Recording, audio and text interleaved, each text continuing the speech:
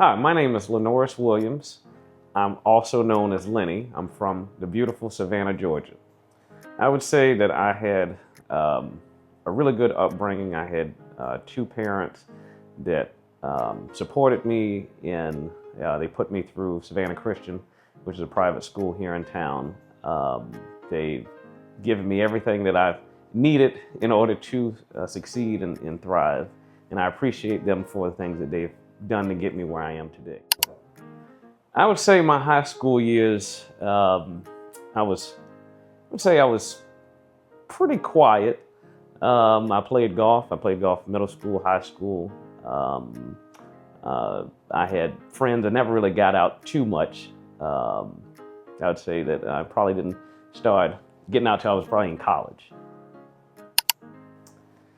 I went to Livingstone College, which is in Salisbury, North Carolina, just outside of Charlotte. I went there on a golf scholarship. I had not known much about the school until the golf coach, Andre Springs, had reached out to me that somehow my name got mentioned to somebody, and he came out to watch me play in a few tournaments, and he brought me, set up the meeting for me to come to look at the school. And once I went to school, I was, I had some experience with Savannah State as a HBCU, but like I said, I had never heard of Livingstone College. So I went, took a tour of the school, and I immediately fell in love and knew that that was a place that I was going to be. And luckily I did that because that made me who I am today. So my college professor at Livingstone, his name is Dwayne Tutt. He was my economics professor at the time. He piqued my interest in real estate by saying that 90% of the world's millionaires got their money through real estate. I said, well, how in the world did I get in real estate as a broke college student? So I went and I started doing some research, started looking on YouTube, started finding videos about different ways to get in real estate, like wholesaling. Went back to my room, started up my own website, and then I started making signs, and everything I started with like $300 to get up and going. And I had all of that done I would say around the holidays. So when I got home for the summer, I was just able to go ahead and get my business jump started to give a shot, because I really didn't have anything holding me back from trying to get a jump start and seeing whether or not I'd be successful in real estate. I'd say I had a few mentors in real estate. One would be my professor, who I'd mentioned before, Dwayne Tutt.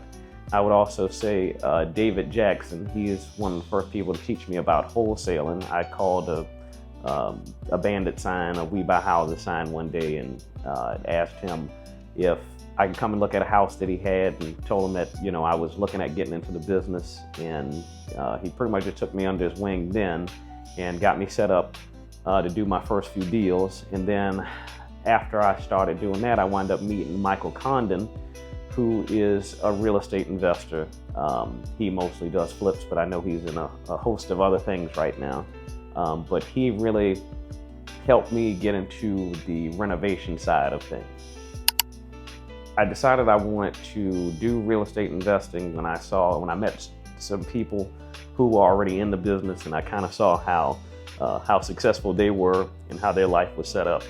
And I knew that at that moment, I knew that that's something that I wanted to do, and I had to try to figure out every way that I could in order to get and tap into that business. I would say a few challenging things that I've encountered. I mean, even, whether it was wholesaling when I first got started, whether it was trying to find deals or trying to find people to sell the deals to, or coming to a point where the contracts are getting ready to expire and not being able to sell properties, or I would say getting into the real estate investing side of flipping. I mean, we've run through problems of over budget, paying contractors who don't show up.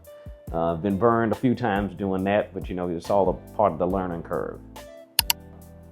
Well, I would say that in order for me to find a deal that I'm looking at wanting to do, it'd have to be the location. Location is a key point of what's the property close to, nearest attractions, as far as looking for certain things in a certain price point. what I was always taught was you make money when you buy real estate, not when you sell it. So I try to buy them at the right price, which is difficult to do, to find these deals. You know, you have a lot of people won't tell you that that is the hardest part about this business, is finding deals. I'd say I have right around, I believe, about 15 properties at this current time. Some of them are rentals, some of them are Airbnb, some are executive rentals, some we have on the market that we're getting ready to sell, some that I just bought. So that number changes a lot. But at this current moment, I believe I'm sitting on right at 15. I would say the most gratifying thing about the industry that I'm in would be that I can take something that is run down or the worst thing in the neighborhood and fix it up to be the best thing in the neighborhood. And so many times when we're doing projects, neighbors will come by and say, oh my God, I can't believe that somebody actually bought this house. This house has been an eyesore 15, 20 plus years. And you know, to be able to go in and take something of what it once was and make it something that's beautiful and stand out in the neighborhood, and it also helps bring the neighborhood up. And I would say that's also a gratifying thing of having people that come in. This might be their first home that they buy. So just being able to see people that love our product and figuring out the best way that we can try. I mean, we always try to change the different designs that we're doing. I mean, we'll stick with something for a few projects, but then we'll decide to switch to something else. But you know, we're just trying to figure out what people want the most out of. I would say short-term goals, I try to set most of my goals up with a 5-year plan of what do I want to see within the next 5 years. I mean, a lot of things I've accomplished within the first 5 years that I wanted to do. Now I'm looking to get into the next 5 years. I would say, you know, I have a few projects that I'm working on right now that I'm trying to finish up and get buttoned up before the end of the year, but looking at trying to get into doing some apartment developments, some commercial real estate. The residential side has been a whole lot of fun. It's provided me with a good lifestyle, and I'm, you know, happy for everything that I've done with that, but I'm looking to expand and do some different things in the next 5 years. My mom and I have a phenomenal relationship. She's always been in my corner.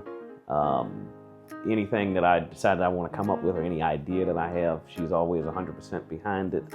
I would say that when I started my business my junior year going into my senior year in college, and I told her, I said, well, you know, I have this idea. I want to start getting in real estate. I'm going to start doing wholesaling. I said, well, I think it would be a good idea if you got your real estate license, because at the time she was just retiring from being a college professor for over 30 years. And I told her, you should get your real estate license. You know, I have an idea we can be able to work together, especially when I start getting into remodeling houses, and I would have her list of properties for me and kind of keep the money in the family. But to also be able to help her and give back to being she's given so much to me. What does Lenny like to do for fun? I like to play golf. I like to go boating with friends. I like to go to the beach. I like to travel. I like to go out, you know, hang out with friends. You know, I'm sure some people in Savannah are like, oh, we see Lenny out all the time. But, you know, that's a part of it. You know, not only working hard, but you should also enjoy life. I would say one of my favorite places that I've traveled would be Iceland. I went there with my best friend. It was part of his bachelor party. That was such a phenomenal experience to go there and see how beautiful that country is. And it's one of the places I would definitely go back. I would say that networking is a key component in this business or in any business that you do, especially the city that you live in. That's your network is your net worth. Just being able to be somebody that people know that they can depend on, or you walk into a room and everybody knows you, that is the most important thing. And your reputation is everything. So I would say, you know, try to get out and network as much as you can. Go to different social gatherings or different business meetings or different meetups, or specifically in real estate. I know just about every city in the U.S. has a RIA, or a Real Estate Investor Alliance, that they have meetups or pop-ups where other investors come together, and sometimes you meet lenders, wholesalers, agents. You know, in that room, a lot of business gets done. So I would say, you know, try to find those opportunities to meet people. I would say anybody that's looking to relocate to Savannah. Savannah is a very beautiful city, a historic city. It's near a lot of places. I mean, you're only talking about within 2 hours from Jacksonville, 3 hours from Atlanta, roughly 3 hours from Charlotte. We have so many barrier islands, so if you like boating or like going to the beach, you have farmland. You have so many different things that you can explore and enjoy in Savannah.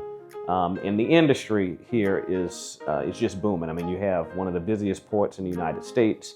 You have the film industry here. You have the new Hyundai plant that they just built. So you have so many different reasons why so many people are coming here and looking to relocate. But living here and the lifestyle here, it's unlike any other that you would see in the United States. I would say that I'd like for any of my businesses that I do is to strive for excellence in whatever form or fashion that is. But any property or any product that we bring out, we'd like to do it to the best of our ability and make sure that the people that's buying it feel comfortable and confident, and they love everything about what we bring to the table. So I would say it would be to strive for excellence. I would say any advice for anybody that's looking to get into real estate is to do some research, look on YouTube. There's a lot of free sources where you can find information just to get yourself acquainted with what's actually going on. Now, as far as when you start to get into the nitty-gritty, I would recommend that you find a mentor or somebody who's done the things that you're looking to do. But I would say that, just be proactive. You can't learn to drive a car that's parked. So you have to get out there, find things, just do things, just take action. You're not going to know everything before you get started. There's going to be a lot of stuff that you're going to figure out as you're moving along, and you're going to make a lot of mistakes. I've made a lot of mistakes, but my successes have outweighed my mistakes, but you just have to keep moving. Yeah, so I sold one of my partners and my mentor a property a few years ago. I think I sold to him for like 75 grand, but at the time the neighborhood wasn't really what it is today. And I'm not sure how much he put into it. I mean, it needed a whole lot of work. But I think he sold it for somewhere around well over 500 grand. And the people who bought it, I believe, I don't believe they actually moved into it. I think they put it back on the market 6 months later, wind up selling for $650. And now the houses next to it have been on the market for $1 million. So, so much has changed in Savannah in certain neighborhoods. But I would say that, at that point, that's when I really knew that I wanted to get into rehabbing properties and being able to invest in real estate and acquire more properties to buy and hold.